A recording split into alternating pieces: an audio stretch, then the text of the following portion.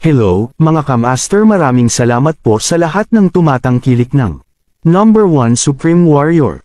Paki-follow and subscribe mga master para sa mga susunod pang mga kabanata. Number 1 Supreme Warrior. Kabanata 1651. Sa tabi ni brother mo, nakatayo ang isang lalaking disipulo mula sa Cloud Sky Sect. Kumunat ang kanyang noo at tila hindi nasisiyahan sa mungkahi ni kuya mo na palayain ang mga babae. Spill it. Anong terms mo? Tanong ng patronym ng Supreme Clarity Sect sa kabilang partido, kinagat ang kanyang pinkish na labi. Ang lalaki, na tinawag ng iba bilang brother mo, ay malamig na bumaantong hininga bago sinabi ang kanyang mga termino, simple lang. Maliban sa matabang B****s na yan, lahat kayong babae ay maghuhubad ng damit at magsasayaw dito sa harapan nating lahat. Tapos ililigtas namin ang buhay mo, paano na? Aba, kuya mo, magandang ideya iyon. Hahaha, isang magaling. Gusto ko ring masaksihan kung ano ang itinatago sa ilalim ng mga marangal at mapagpanggap na kababaihan ng Supreme Clarity Sect. Nakakatuwang makita silang sumasayaw, haha. Tumawa ng malakas ang lalaking disipulo noon nang marinig ang mga tuntunin at kondisyon ni brother mo. Nag-aalab ang pinanibik sa kanyang mga mata. Managinip ka, mga B****starred. Kami, ang mga disipulo ng Supreme Clarity Sect, ay mas gugustuhin pang mamatay kaysa gawin ang ganoong bagay. Galit na galit ang babaeng patronym matapos marinig ang mga katagang agad na pumuti ang mukha. Ang mga kahilingan mula sa mga asno na ito ay sobrang-sobra. Hindi namin gagawin. Noon pa man ay alam ko na ang mga disipulo ng Cloud Sky Sect ay walang hiya at walang dignidad, ngunit hindi ko akalain na magiging ganito kakawalanjiya. Ang babaeng disipulo, na natuwa sa ideya ng kabilang partido na palayain sila ngayon, nanginginig sa galit at hindi paniniwala. Noong una, inakala niya na hihingin lamang ng kabilang partido ang martial resources na kanilang nakolekta tulad ng Spirited Stone o damo, saka sila maliligtas. Gayunpaman, kakaunti ang inaasahan nila para sa kabilang partido na hilingin sa kanila na gawin ang ganoong bagay. Kung iyon ang kondisyon, mas gugustuhin niyang mamatay. Hahaha. Well, kung hindi ka sumasang-ayon sa aming mga tuntunin, hindi ka lang mamamatay sa isang sandali kundi paglalaroan ka rin bago ka mamatay. So, tell me, sigurado ka bang ayaw mong tanggapin ang proposal natin? Ang lalaki ay humikbi ng malalim na may masamang ngiti at isang masama ngunit kumpiyansa na tingin sa kanyang mukha. Ayoko pang mamatay. Tinatanggap ko ang iyong mga tuntunin. Nagtaas ng kamay ang chubby na babaeng disipulo at isinuko ang sarili matapos isipin ang mungkahi. Ang mga lalaking disipulong iyon ng Cloud Sky Sect ay halos bumuga ng dugo nang makita nilang ang boses ay pag-aari ng matabang babaeng disipulo. F***sick off. Sinasaktan mo ako kahit nakadamit ka, not to mention you without the clothes. Iwaw, grabe. Binaril ni brother mo ang chubby na disipulo ng isang nakamamatay na tingin at hinigpitin ang espada sa kanyang kamay. With a sarcastic tone, sabi niya, hump. Ang mga murang slot na ito ay hindi alam kung ano ang mabuti para sa kanila. Dahil ayaw nilang sumayaw para sa atin, sa pilitin natin silang gagawin. Oo, gawin mo sila. Ang isa pang lalaking disipulo, na matagal nang naghihintay sa mga babae na sumayaw para sa kanya, ay humakbang at sumugod sa mga babae sa isang iglap. Swoosh! Gayunpaman, sa sandaling ito, isang nakamamatay na aura ng espada ang lumipad mula sa gilid at hinati ang lalaki, na pinatay siya sa lugar. Sa una, walang sama ng loob o puot sa pagitan ng Supreme Clarity Sect at Cloud Sky Sect. Gayunpaman, ipinapahayag ko na mula ngayon, ang Cloud Sky Sect ay magiging kaaway ng Supreme Clarity Sect. Malamig na tumitig si Melody sa harapan at nagpahayag sa walang init na tono. Kabanata 1652. Hey! Ang snobbish ng ugali. Sino ka para magdeklare ng ganyan? Ang nangungunang lalaking disipulo ng Cloud Sky Sect brother mo nag-igting ang kanyang mga ngipin, tumalikod, at natatawang sinabi. Gayunpaman, kalahati pa lamang ng kanyang pangungusap ang natapos niya nang lumingon siya at nakita kung sino ang nagsasalita. Humugot siya ng malalim na hininga at nanlaki ang mga mata. Ang tagapagsalita ay ang Saintess ng Supreme Clarity Sect, at bilang Saintess, talagang nagawa niyang magdeklare ng ganoong desisyon. Sagradong ginang. O Diyos ko! Ito ang ating Sacred Lady Melody. Namulaklak ang pag-asa sa mga babaeng alagad ng Supreme Clarity Sect nang makita nilang ang orator ay ang sagradong ginang ng kanilang sekta. Namula ang kanilang mga mata sa tanawing nasa harapan nila, nadama nila na sila ay maswerteng nakaligtas mula sa isang holocaust dahil alam nilang dumating ang kanilang sagradong babae upang iligtas sila. Teka, nandito rin si Young Master White. Salamat sa Diyos. Napansin ng ilan sa kanila ang katabi ni Melody, si Jackie iyon. Puno sila ng pag-asa ngayon. Higit pa rito, mukhang maganda ang relasyon ni na Jackie at Melody, at hanggat nagpasya si Jackie na tulungan sila, wala sa mga B***starred na iyon mula sa Cloud Sky Sect ang mabubuhay sa buong araw. Pagbati, Young Master Jackie at Sacred Lady Melody. Ang disipulo ng Cloud Sky Sect ay awkward na tumawa bago ngumiti sa kanyang mukha at sinabing, nagbibiro lang kami sa iyong mga disipulo ngayon. Huwag isa puso ang aming mga biro. Bukod pa rito, mula noong mahabang panahon, ang 4 na dakilang sinaunang angkan at ang 8 dakilang nakatagong pamilya ay may lihim na kasunduan, bawat isa ay nagpapatuloy sa kanilang sariling paraan ng hindi nakikialam sa isa at walang puot sa pagitan ng mga sinaunang angkan at mga nakatagong pamilya, tama ba? Oo, nagbibiro ka lang sa kanila. Ngumisi si Melody at sumilip sa mga sugat sa mga babaeng disipulo bago nagpatuloy, kung dumating ako mamaya, namatay na sila. Sa palagay mo ba ay walang makakarinig sa iyo nang ibulalas mo ang mga walang hiyang salitang iyon? Nang bumagsak ang huling salita, itinurok ni Melody ang kanyang chi energy sa espada sa kanyang kamay. Buzz! Habang ang enerhiya ng chi ay lumipad patungo sa espada, ang espada ay nanginginig ng malakas, naglalabas ng hugong na tunog, at ang panginginig ng espada ay lumakas at lumakas. Tumakbo. Natural na alam ng mga disipulo ng Cloud Sky Sect kung gaano kalakas si Melody. Nang makita nilang handa ng maglaslas si Melody, sila ay natakot at tumalikod upang makatakas. Medyo marami sila. Hayaan mong tulungan kita. Nang makita ang mga lalaking iyon na sinusubukang tumakas, lumipad pasulong si Jackie at iniwagayway ang kanyang braso, pinutol ang dalawang magkasunod na aura ng espada sa di kalayuan. Boom boom boom. Sa pagsanib puwersa nilang dalawa, ang mga disipulong iyon ng Cloud Sky Sect ay walang kalaban-laban para sa kanila. Wala pang kalahating minuto, natanggal na silang lahat. Nakakatakot. Invincible sila. Tama. 2 beses lang ibinato ni Young Master Jackie ang kanyang espada at karamihan sa kanila ay napatay na. Ang ilang babaeng disipulo ng Supreme Clarity Sect ay humahanga kay Jackie na para bang sinasamba nila ang Diyos. Nang makita ni Melody na sinasamba ng kanyang mga tao si Jackie na para bang isa itong makapangyarihang nilalang na bumaba mula sa langit, hindi niya alam kung matatawa ba siya o maiiyak. Karaniwan, hindi sila magiging ganito, ngunit ngayon, bawat isa sa kanila ay naging malaking tagahanga ni Jackie. Mas masahol pa, ang ilan sa kanila ay naglalaway kay Jackie at gustong lumunin siya na para bang si Jackie ay isang perpektong inihaw na juicy drumstick. Tara na! Kailangan nating subukang hanapin ang mga miyembro ng ating pamilyang white pati na rin ang mga tao ng Supreme Clarity Sect. Nakakunot ang noo ni Jackie habang patuloy na lumilipad kasama ang kanyang mga tao. Isang 3rd grade intermediate level spirited grass. Pagkatapos lumipad sa ilang sandali, nakita ni Jackie ang isang 3rd grade intermediate level spirited grass, saka siya dumilat sa harap ng damuhan at binunot iyon. Mahirap makahanap ng ganoong kayamanan sa labas ng kapirasong lupang iyon, at hindi niya inaasahan na makakatagpo siya ng ganoong kayamanan pagkatapos gumala ng ilang minuto. Kabanata 1653. Umugang. Gayunpaman, nang mapupulot na ni Jackie ang masiglang damong iyon, isang nakakatakot na nagninangas na tigre ang tumakbo palabas. Sa malawak na pagbuka ng panga, sinuntok nito si Jackie at nagdere ng ball ang apoy mula sa bibig nito patungo kay Jackie. Pumunta ka sa impyerno. Habang ang lahat ay nag-aalala para kay Jackie, bigla siyang tumigil sa paggalaw, pagkatapos ay sa isang mabilis na pagkurap, lumitaw siya sa itaas ng napakalaking nagninangas na tigre at binasag ang ulo nito gamit ang kanyang kamao. Boom! Isang mapurol na kalabog ang umalangaw-ngaw, at ang dambuhalang nagninangas na tigre ay bumagsak ng husto sa lupa, na bumubuo ng isang malalim na hukay sa ibabaw ng lupa. Ang mga bitik ay kumalat mula sa malalim na hukay at umabot sa 3 metro ang haba, na nagpapakita ng napakalakas na lakas ni Jackie.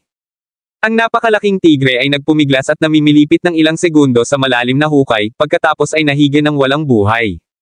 Swoosh! Matapos wakasan ng tigre, saka lang lumipad si Jackie at nabunat ang masiglang damo.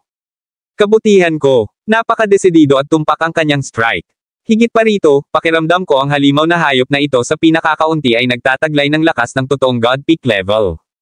Tinapos ba niya ito sa isang suntok? Nakatitig sa likod ni Jackie, ang mga mata ni Melody ay nasa ulirat. Ang isang babaeng disipulo naman ay hindi napigil ang sumimangot at hinayla si Melody sa gilid bago sinabing, Saintess Melody, alam kong mas ligtas kung maglakbay tayo kasama si Jackie at ang kanyang grupo. Alam ko rin na mas marami tayong tao kaysa sa kanya, ngunit pero hindi tayo makakamit ng anumang benepisyo kung susundin natin siya. Ang lalaking iyon ay isang alchemist sa ikalawang baitang, ang kanyang espiritual na kapangyarihan ay walang kapantay na lakas, at ang kanyang kakayahang makadama at makasinghot ng kayamanan ay tiyak na mas malakas kaysa sa atin. Dito, Huminto muna siya bago nagpatuloy, mas ligtas talaga ang paglalakbay kasama siya, ngunit mas mabilis niyang makukuha ang mga kayamanan bago pa tayo magkaroon ng oras para makapag-react. Kung magpapatuloy ito, hindi kami makakakuha ng anumang mga benepisyo. At saka, hindi lang spirited grass, paano kung may isang uri ng treasure o martial technique dyan na makakatulong sa atin na makapasok sa ultimate god realm? At kung isa lang dito, ano ang mangyayari? Kumunat ang noo ni Melody nang marinig ang sinabi ng alagad. Talagang may kabuluhan ang sinabi niya. Bagamat mabait si Jackie sa kanila at nailigtas ang kanilang buhay, miyembro pa rin siya ng White Family kung tutuusin. At kung mayroon lamang isang martial technique na nagpapahintulot sa isa na makalusot sa ultimate god realm, hindi niya akalain na hahayaan siya ni Jackie na magkaroon nito pagdating ng oras na iyon. Gawin natin ito. Saglit na natahimik si Melody, at sa wakas ay iniangat niya ang kanyang ulo. Nang lumipad si Jackie pabalik sa crowd, nilapitan ni Melody si Jackie, ang awkward ng galaw niya. Young Master Jackie, salamat sa pagligtas mo sa buhay ko. Ngayong ganap nang gumaling ang mga sugat ko, sa tingin ko ay dapat na tayong lumipat. Magkahiwalay. Hahanapin ko ang aming sect master at ang iba pang mga disipulo. Saglit na natigilan si Jackie, hindi niya inaalam kung bakit biglang nag-propose ng ganoong ideya si Melody. Gayunpaman, pagkatapos tingnan ang masiglang damo sa kanyang kamay, napagtanto niya. Ngumiti siya kay Melody bago nagsalita, sige. Ikaw ay mula sa Supreme Clarity Sect kung tutuusin. Pagkatapos mong makipagkita sa iyong mga tao, mangyaring ipaalam din sa kanila ang tungkol sa Bloodshed Clan, upang ang lahat ay maging mas maingat sa lugar na ito. Mukhang hindi tinatanggap ng mga katutubo ang mga tagalabas na tulad natin. Sure, salamat sa pagpapaalala sa akin. Pagkatapos, aalis na tayo. Tumango si Melody. May ilang pag-aatubili sa kanyang mga mata, ngunit umalis pa rin siya sa grupo kasama ang kanyang mga tao.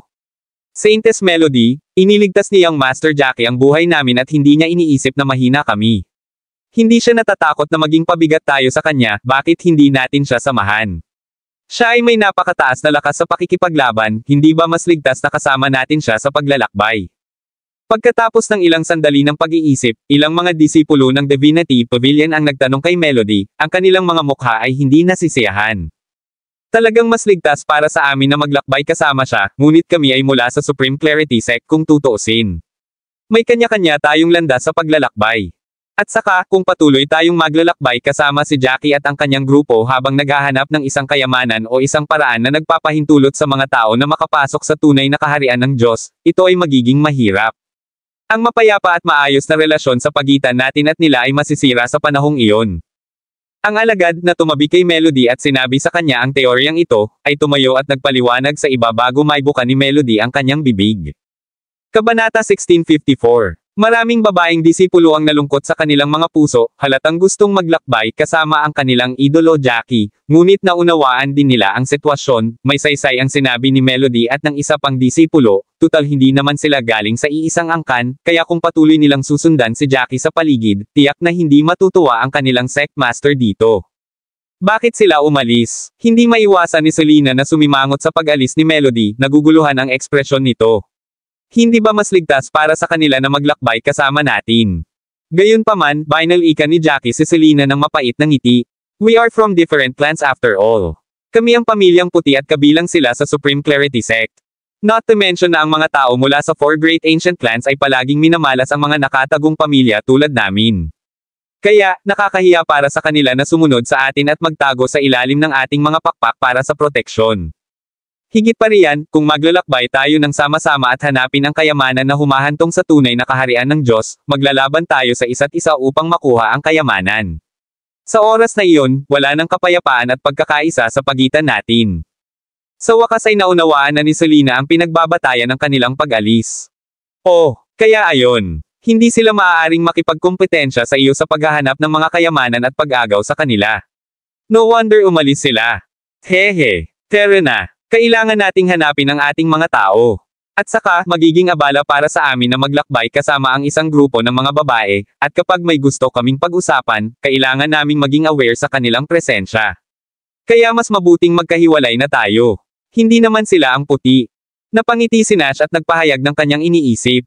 Pagkaraan ng ilang sandali sa paglalakbay sa langit, nakahanap si Jackie at ang iba pa ng isa pang third-grade premium spirited grass, at malinaw na naalala ni Jackie mula sa sinaunang tomo na ang spirited grass ay isang oiliary material na kailangan para sa paggawa ng third-grade premium alchemical peel. Ito ay mahusay, ito ay napakahusay. Ang enerhiya ng chi sa lugar na ito ay napakayaman at siksik. Kaya, karaniwan dito ang third-grade spirited grass ngunit hindi sa labas. Halos imposibleng makahanap ng third-grade spirited na damo sa labas. Lumiwanag ang diwa ni Jackie, namumulaklak ang pag-asa sa kanyang mga mata. Sa sapat na masiglang damo at materyales, magkakaroon ako ng mas maraming pagkakataong magsanay sa paggawa ng mga pangatlong gradong table task. Tanging sa pagkakataon na magkaroon ng sapat na materyal upang patuloy na lumikha ng mga table task, magkakaroon ako ng posibilidad na magtagumpay at magagawa kong patuloy na mapabuti ang aking sarili. Hinigpitin niya ang mga kamao at nagsalita. Napakunot ang noo ni Selena nang marinig ang sinabi ni Jackie.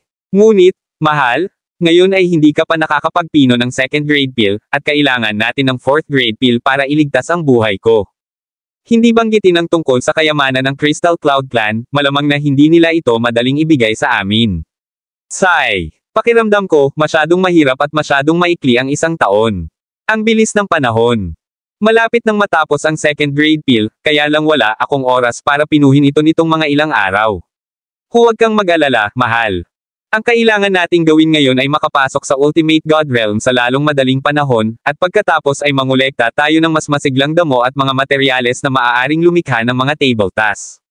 Kung mas maraming nakolekta ang mga item na ito, mas malaki ang pagkakataon na mayroon tayo. Sa ganitong paraan lamang tayo magkakaroon ng pag-asa na magtagumpay. Ngumiti ng malumanay si Jackie. Pagkatapos ay pinangunahan niya ang mga tao na magpatuloy sa paglipad. Master White, sa wakas ay natagpuan ka na namin. Diyos ko, napakasaya ko. Pagkaraan ng ilang sandali na lumipad sa himpapawid, si Jackie at ang grupo ay bumangga sa maraming tao. Ito ay sina Kenneth, Titus, at ilan sa mga miyembro ng pamilyang White. Magaling, magaling. Mukhang hindi malayo ang iba dito. Patuloy nating hanapin ang ating mga tao. At may mga tunog ng away kung saan-saan sa lugar na ito, mukhang medyo may mga halimaw dito. Gayun din, ang mga tao ay nagsisimula ng mga agaw ng mga kayamanan. Napakamot ng ulo si Nash sa sinabi niya. Oo, napakaraming kayamanan dito. Ang pagkakaroon lamang ng ikatlong baitang masiglang damo mismo ay gumawa ng maraming mga angkan at pamilya na nag-aaway sa isa't isa para dito. Nakatagpo kami ng ilang tao mula sa Divine King Sect na nangaagaw ng masiglang damo, ngunit hindi sila katapat sa amin. Hahaha. At ang pangatlong baitang intermediate spirited na damo ay atin sa huli. Isang mainit na tawa ang isinalaysay ni Kenneth sa nakaraang pagtatagpo. Si Titus, na tumabi kay Kenneth, ay naputol, na kumunat ang noo. Master White, hindi ako sigurado kung bakit at paano nangyari, na narito rin ang mga tao ng Cloud Sky Sect, Divinity Pavilion, at Gods and Kings Pavilion. Nakasalubong namin ang ilan sa kanila habang papunta kami rito, at syempre, pinatay namin sila. Oo, ito ay medyo komplikado ngayon. Kunin ang bundok na iyon doon bilang sentro ng lugar na ito, at sa palagay ko ay malapit din dito ang iba't ibang pasukan. Gayun din, mayroong isang katutubong clan na tinatawag na Bloodshed Clan na naninirahan dito. Napakamot ng ulo si Nash habang nagsasalita. Kabanata 1655. Pagkatapos ay sinabi ni Nash ang mga yugto na nangyari sa kanila sa mga miyembro ng pamilyang White na walang mga detalye. Ano? Paano magiging kasuklam-suklam ang mga taong ito ng Bloodshed Clan? Ang lakas ng loob nilang sampay ng ating young Madam Selena. Bumilis ang galit sa kanyang ugat at humigpit ang kanyang mga kamao habang pinagmamasdan ni Kenneth ang bukol ng itim na laman sa mukha ni Selena. Si Selena ay sikat sa kanyang kagandahan, at ang pagkakaroon ng napakalaking itim na spot sa kanyang mukha ay halos nawasak ang kanyang perpektong mukha. Nagalit ang lahat sa iniisip pa lang. Ang pinakanakakabigo na bahagi ay na mayroon lamang isang taon upang alisin ang sumpang ito, kung hindi ito tinanggal, mamamatay si Selena. Ang bagong natutunang impormasyon na ito ay nagpasabog sa kanila sa galit. Wala tayong magagawa ngayon. Hindi natin alam kung gaano kalakas itong Bloodshed Clan, ang pinakamahinan nilang mga alagad ay malamang na nasa pinakahuling kaharian ng Diyos, at tiyak na mayroon pa silang iilan pang mga lalaki na nasa daigdig na tumatagos sa kaluluwa. Wala kaming kakayahan sa pakikipaglaban upang labanan sila ngayon kahit na gusto namin. Isang mapait na ngiti ang sumilay sa mukha ni Nash nang magsalita ito. Ang mga miyembro ng pamilyang White ay nagpatuloy sa paghahanap ng masiglang damo. Sa gabi, nakahanap si Jackie at ang grupo ng ilang third-grade spirited grass. Bagaman hindi sila nakahanap ng ikaapat na baitang, nasiyahan sila sa kanilang mga natuklasan. Pagkatapos ng lahat, ang mga masiglang damong ito ay pawang nasa ikatlong baitang premium na antas. Siyempre, sa kanilang paghahanap para sa mga masiglang damo, nasagasaan nila ang mga disipulo ng Flying Eagle Sect, gustong agawin ng mga disipulong ito ang masiglang damo mula sa mga miyembro ng pamilyang White, gayunpaman, nakita sila ni Jackie at pinatay sila sa loob ng ilang segundo. Ang pamilyang puti ay unti-unting lumakas at lumaki nang makatagpo sila ng ilan pang miyembro ng pamilya. Sa gabi, ang grupo ay nagsindi ng apoy sa labas ng isang kuweba, habang si Jackie ay nanatili sa loob ng kuweba upang pinuhin ang mga second-grade premium na table tasks. Sa kanilang paglalakbay sa pag-aalis sa loob at labas, nakakita sila ng maraming second-grade spirited grass. Kaya, si Jackie ay nagkaroon ng higit sa sapat na material upang pinuhin ang pangalawang grado ng mga premium na table tasks. Matapos ang isang nabigong refinement, sa wakas ay natapos na ni Jackie ang pagpino sa second-grade premium na mga table tasks sa kanyang ikalawang pagtatangka. At sa ngayon, isa siyang second-grade premium advanced level alchemist. Gumawa si Jackie ng ilan pang mga table tasks sa magdamag at ipinamahagi ang mga ito sa ilang miyembro ng pamilyang White na nangangailangan ng mga table tasks. Kinaumagahan, umalis ang grupo sa kuweba at ipinagpatuloy ang kanilang pakikipagsapalaran. Nagpatuloy ang karamihan sa paghahanap ng mga kayamanan, at pagkaraan ng ilang sandali, nalaman nilang may higit sa 100 tao sa unahan na lumilipad patungo sa kanila. Ito ang pangatlong elder at ang iba pa. Sila na. Sa wakas, nahanap na namin sila. Lumilipad ang espiritu ni Kenneth na halos hindi niya maitago ang kanyang pananabik nang makita ang third elder at ang iba pang miyembro. Tumawa siya ng malakas. Ganoon din, nang makita ni Lancelot ang karamihan, halos mapatalon siya sa tuwa. Siya at ang kanyang grupo ay mabilis na lumipad papunta kay Jackie at sa iba pa. Master White, napakagandang sa wakas ay muling makasama kayong lahat. Tumingin si Lancelot sa lahat, kumikinang ang kanyang mga mata sa pananabik, at halos maparalisa siya sa kaligayahan.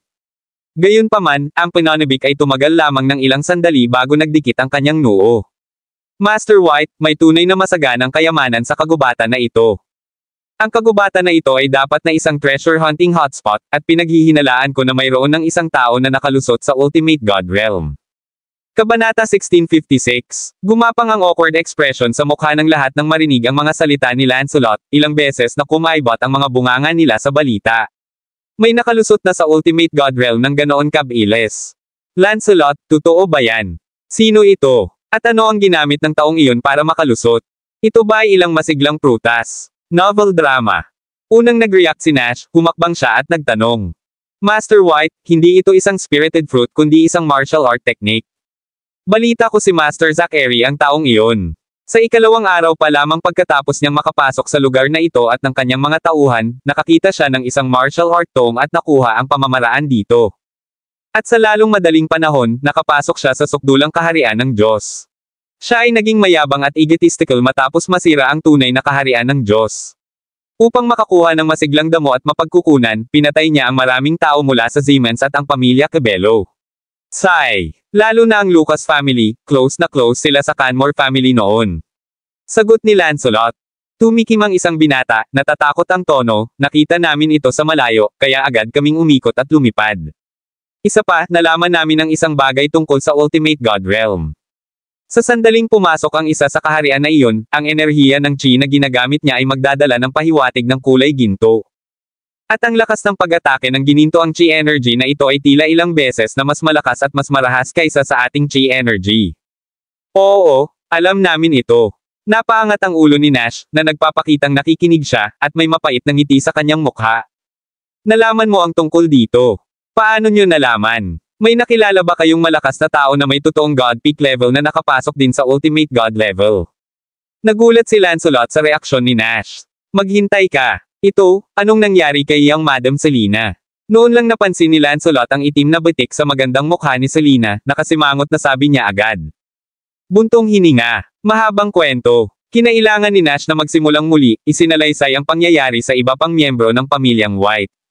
Nako, may mga katutubo ba dito? Holy moly! Dapat yung mga yun yung matagal nang pumasok diba? Hindi ba't nangangahulugan din iyon na ang Bloods Asterisk T-Clan, kahit ano paman, ay maaaring magkaroon ng mga taong may kapangyarihan ng antas na tumatagos sa kaluluwa? Nagulat si Lancelot pagkarinig nito. Oo, Dapat mayroon silang mga tao na may mga antas na tumatagos sa kaluluwa, ngunit hindi lahat sa kanila ay may napakalakas na paglilinang, hindi pwede na lahat sila ay nasa ultimate God level. Ang mga katutubo na nanirahan dito matagal na ang nakalipas, ay magkakaroon ng kanilang mga supling at ang kanilang mga supling ay tiyak na hindi ipinanganak na may mga lakas ng ultimate God level. Ang antas na tumatagos sa kaluluwa ay nagbibigay daan sa mga tao na mabuhay ng hanggang 500 taon, at sa palagay ko ang pinakaunang mga tao na pumasok dito ay matagal nang nawala. Maliban kung mayroong mas mataas na antas ng paglilinang. Nahulaan ni Jackie pagkatapos niyang pag-isipan ang bagay na iyon. Tama ka. Maaaring maraming magsasaka ng antas ng Grandmaster o martial artist sa mga nakababatang henerasyon. Kung ang bawat isa sa kanila ay nasa pinakamataas na antas ng Diyos, kung gayon ito ay talagang mahirap. Mukhang galit ang mga katutubo sa mga tagalabas. Sa kabutihang palad, 2 sa kanila ang napatay ni Young Master Jackie. Hehe. Kung hindi, para sa makapangyarihang husay sa pakikipaglaban ni Young Master Jackie, bumalik sana ang 2 katutubo sa kanilang angkan at magsusumbong sa kanilang Panginoon tungkol sa atin. At magkakaroon tayo ng malaking problema. Si Lancelot at ang iba ay napuno ng emosyon sa sandaling ito. Ang lugar na ito, ang kagubatan na ito, ay talagang puno ng mga pagkakataong makalusot sa Ultimate God Realm. Oh, tama. Young Master Jackie, nakakuha kami ng ilang 3rd grade spirited grass sa nakalipas na 2 araw. Mangyaring tingnan at tingnan kung mayroong anumang angkop na mga damo na magagamit mo para sa alchemy. Kung mayroon man, panatilihin silang lahat. Kabanata 1657. Biglang nagningning ang mga mata ni Lancelot nang may ilang ideyang pumasok sa kanyang isipan. Gamit ang isang pitik ng kanyang palad, kumuha siya ng ilang 3rd grade spirited grass. Salamat! Matapos suriing mabuti ang masiglang damo, pumili si Jackie ng 2 sa kanila at itinago ang mga ito sa kanyang martial ring.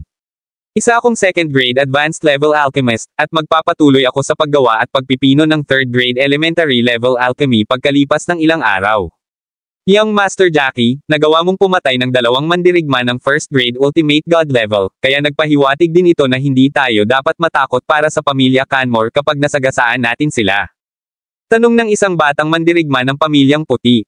Baka sa mga mata niya ang pananabik. Mahirap sabihin. Ang lahat ay nasa isang karera laban sa oras ngayon. Ang pambihirang tagumpay sa mismong kaharian ng Diyos ay maaaring mas mahirap, ngunit kapag nagawa mo na ang tagumpay, ang iyong enerhiya ng chi ay magiging mas mayaman at mas malakas. Hindi banggitin na maraming mga 3rd grade spirited grasses dito. Kaya, kung si Master Zachary ay gagamit ng masiglang damo at sanayin ang kanyang sarili ng desperado, madali niyang makapasok sa pangalawa o pangatlong baitang Ultimate God Realm. Jackie flashed a dry smile, and explained, at saka, totoo na pinatay ko yung 2 tao, pero pinatay ko sila ng hiwalay, and it was a sneak attack.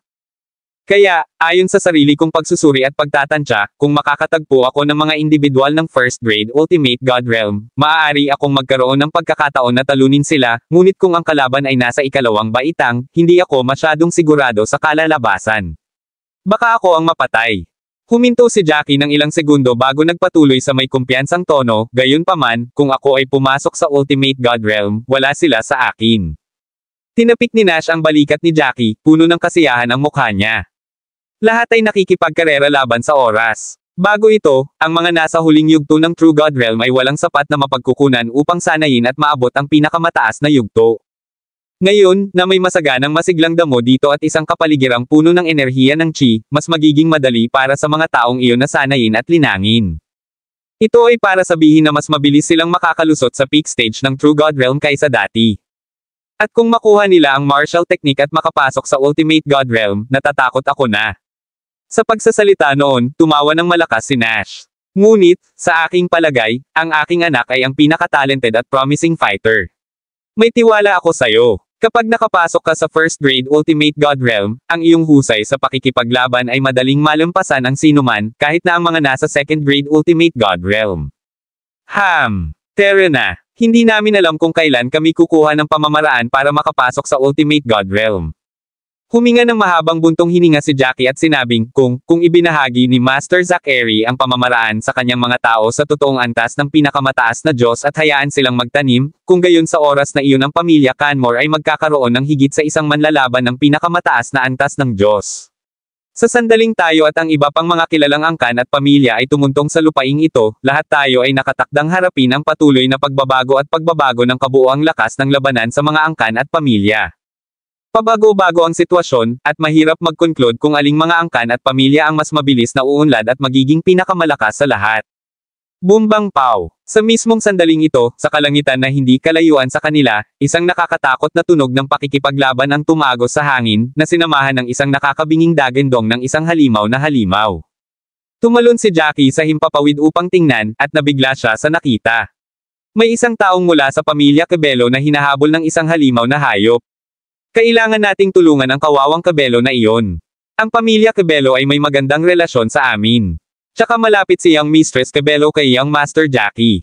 Hehe. Nang marinig ni Lancelot ang bulalas ni Jackie, naipahayag niya ang kanyang iniisip na may mapaglarong ngisi sa kanyang mukha. Kabanata 1658. Pagkatapos magsalita ni Lancelot, lumipad siya ng nakangiti at lumapit sa isang malaking puno. Matapos niyang makitang malinaw ang napakalaking halimaw na unggoy sa kanyang harapan, hindi niya napigil ang malunok ang laway. Sa pagtingin dito, ang kakilakilabot na hininga ng halimaw ay maihahambing na sa pakiramdam ng langit at nagbigay sa kanya ng matinding pang-aapi. Hindi pwede. Ang halimaw na ito ay halos 12-dosenang talampakan ang taas. Masyadong nakakatakot ang kapangyarihan at bilis na ito. Lumipad din si Nash. Matapos tingnan ito mula sa malayo, ang kanyang mukha ay tinawag na isang madilim na mukha. Agad siyang tumingin ng mataimtim kay Jackie, na nagsabing, "Jackie, napakalakas ng halimaw na ito. Natatakot ako na baka hindi ikaw ang kalaban nito." Sumimangot si Jackie at saka sinabing, "Kahit hindi ko matalo, hindi dapat ako mahirapan na hawakan ito." Pagkaraan ng ilang sandali, isama mo muna ang mga tao sa pamilya Cabello. Kung nakikita mo ang bundok sa malayo sa kanan, maaari tayong magtipon doon. Pagkatapos mag-isip tungkol dito, gumawa ng isang flash si Jackie at lumipad palabas na may isang lumilipad na espada. Kahit na magkalayo sila, nakita niya sa di kalayuan ang ilang pamilyar na figure mula sa pamilya Cabello. Imposibleng mamatay siya. Mag-ingat ka. Napatingin si Nash sa likod ni Jackie at medyo nag-aalala. Tumakbo, lahat. Si Alejandro ay nagwalas gamit ang isang espada sa kanyang harapan. Ang kanyang kulay abong mukha, ang kanyang mga mata ay puno ng kakila-kilabot na dugo, at siya ay sumigaw sa mga taga-Cabello sa kanyang harapan. Umuungol. Ang dambuhalang halimaw na unggoy ay direktang umungol, at ang tunog ay tinawag na umalangaw-ngaw mula sa mundo, at agad itong sinuntok sa ibaba. "Guro, tulungan mo ako." Ilang tao mula sa pamilya Cabello, na medyo mabagal na lumilipad, direktang tinamaan ng malalaking kamao, sumabog kaagad, naging kapirasong laman at dugo, at nahulog mula sa himpapawid. Boom! Boom! Ang pag-atake ni na Alejandro at Daniela ay bumagsak sa napakalaking halimaw. Gayunpaman, ang katawan ng halimaw na ito ay hindi lamang sobrang taas, ngunit matigas din at katulad, kaya ang pag-atake ng dalawa ay nag-iwan lamang ng dalawang maliit na butas sa kabilang panig. Dalawang hiwa, bawat 20 centimeters ang haba, tulad ng isang sugat. Kung ito ay papalitan ng isang mas maliit na halimaw, ito ay dapat na lubhang kakila-kilabot. Gayunpaman, para sa malaking halimaw na ito na maihahambing sa langit, ito ay wala sa lahat. Sa ibang lugar, maraming sugat, unti-unting tumagos ang dugo mula roon, at ang sakit ng katawan ay ikinagalit ng halimaw na nasa harapan nito at muli itong umungol ng labis.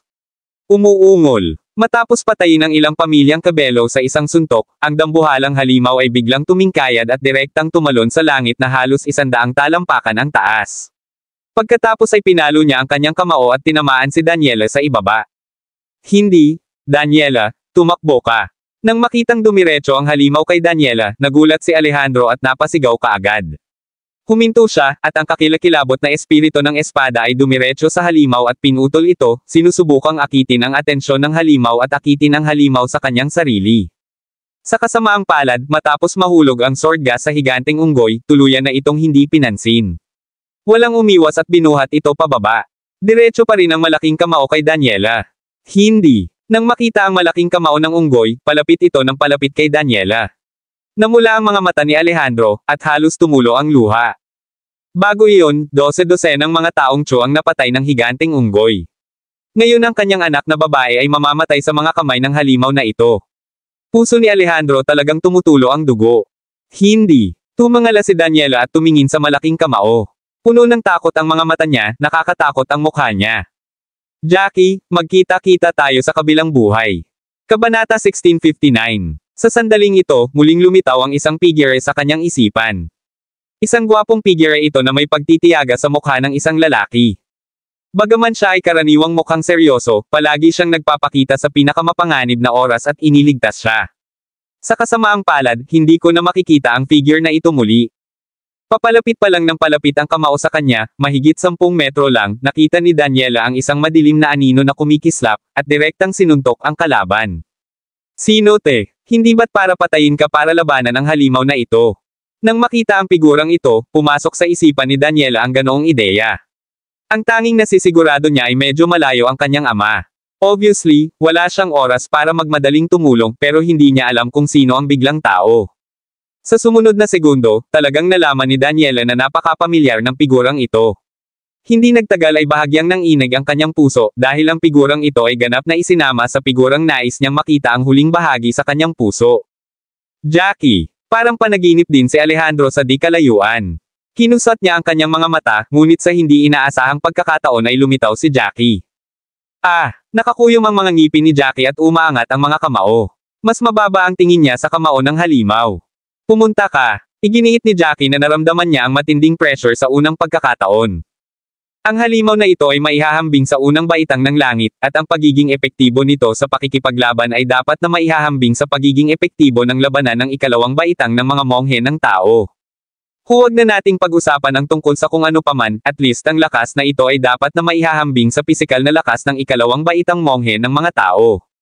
Tumalikod siya at sinigawan si Daniela, nagngangalit ang kanyang mga ngipin, at ang kanyang mga mata ay puno ng isang uri ng kabaliwan. Ikaw, mag-ingat ka. Alam ni Daniela na kung mananatili siya, tiyak nakakalad ka rin lang niya si Jackie pababa. Mabilis siyang lumipad sa tabi ng kanyang ama at lumingon paminsan-minsan. Nagulat sila ni Alejandro. Si Jackie, ang lalaki, ay pansamantalang hinarangan ang kakilakilabot na suntok ng dakilang unggoy. Miss 3, tumakbo ka. May isang matanda na mabilis na lumipad kasama si Daniela, at sa wakas ay dumating kay Alejandro at sa iba pa. Dad, paano si Jackie? Tiyak na hindi siya isang kalaban na nag-iisa. Mukhang nag-aalala si Daniela. Ang hitsura ni Jackie ang nagligtas sa kanya, ngunit ayaw niyang mamatay si Jackie dito para iligtas siya. Napabuntong hininga si Alejandro, dapat tayong maniwala sa kanya. Hinayaan niya tayong tumakas, tumakbo ka lang. Ngunit, napatingin si Daniela kay Jackie. Sa oras na ito, halatang hindi na makapidyaw si Jackie. Go! Hindi gaanong, ngunit, nagngangalit si Alejandro at sumigaw. Ito ay isang huwag. Walang magawa si Daniela, ngunit tumalikod pa rin siya at atubiling sinundan si Alejandro at ang iba pa para lumipad pasulong. Bang! Maya-maya, hindi na nakayanan ni Jackie. Ang malakas na puwersa ng kabilang partido ay tumama sa kanya sa lupa at tumama sa isang malalim na hukay. Kabanata 1660. Master White, bakit ka nandito? Pagkalipas ng ilang sandali, nakilala ni Alejandro at ng iba pa si Nash at iba pa. Kumunot ang noo ni Nash at tinuro ang bundok sa di kalayuan at sinabing, "Tara na. Naniniwala ako sa anak ko. Siguradong hahawakan niya ang halimaw." Sabi niya, hintayin natin siya sa paanan ng bundok doon. Hanggat hindi pa siya patay, naniniwala akong makakahabol siya sa lalong madaling panahon. Ons Father White, nag-iisa si Jackie, nag-aalala ako. Kinagat ni Daniela ang sexing mapupulang labi at sumimangot. Huwag kang mag-alala, wala tayong maitutulong kung mananatili tayo. Tara na. Nakangiting sabi ni Nash. Ate Selena, ito ba sa mukha mo? Ilang sandali pa ay lumipad pasulong, nakita ni Daniela ang mga itim na bitik sa mukha ni Selena. Medyo kinakabahang tanong niya. Nakikita niya na ito ay tiyak na hindi isang ordinaryong itim na lugar. Kung ito ay isang ordinaryong black spot lamang, imposibleng tumubo sa mukha ng practitioner. Ayon sa mahiwagang gamot ni Jackie, imposible. Walang paraan upang malutas ito para kay Selena. Mag-usap tayo habang pupunta tayo. Mapait na ngumiti si Selena, at lumipad ang lahat sa kakahuyan at dumiretso sa direksyon ng bundok. Ang kay Lola, isang makalangit na halimaw, talagang hindi simple. Masyadong makapangyarihan. Matapos bambahin si Jackie sa lupa, halos hindi na niya mailuwa ang isang subo ng dugo. Tumayo siya, pinagpag ang namamanhid niyang palso, at dirdiretsong umakyat muli. Umuungol. Sumunod naman ang suntok ni Jackie na lalong ikinagalit ng kaninang galit na unggoy at kitang-kita rin ang marahas na kapaligirang ibinubugay sa kanyang katawan. Bang! Kumuha ulit ng suntok si Jackie at muling binomba ng unggoy. Pagkatapos ng isang mahirap na oras, pinatatag niya ang kanyang pigire. Magandang bata, dahil naranasan mo ang labis na pinsala, maaari pa akong magdagdag sa iyo. Pinahihit ni Jackie ang kanyang palad, dinala ang espada, itinurok ang reiki dito, at pagkatapos ay tinadtad ito ng espada sa harap niya. Wave Sword. Gamit ang soft drink ni Jackie, lumitaw ang isang Reiki flying sword, at lumipad patungo sa malaking unggoy na bumubuo ng sword dragon.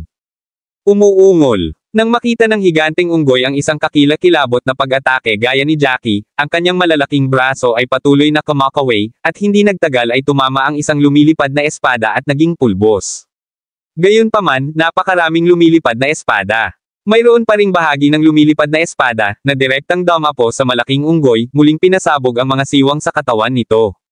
Gayunpaman, ang mga bakanteng ito na dulot ni Jackie sa dakilang unggoy ay halatang mas malaki kaysa sa uri ng pinsalang dulot ni Alejandro at ng iba pa noon. Ang mga sugat ay tila nakakagulat, at patuloy na umaagos ang dugo mula roon. Umuungol. Maraming salamat mga kamaster sa walang sawang pagsusubaybay. Isang like, share, and subscribe naman dyan mga kamaster. Abangan ang susunod pang mga kabanata.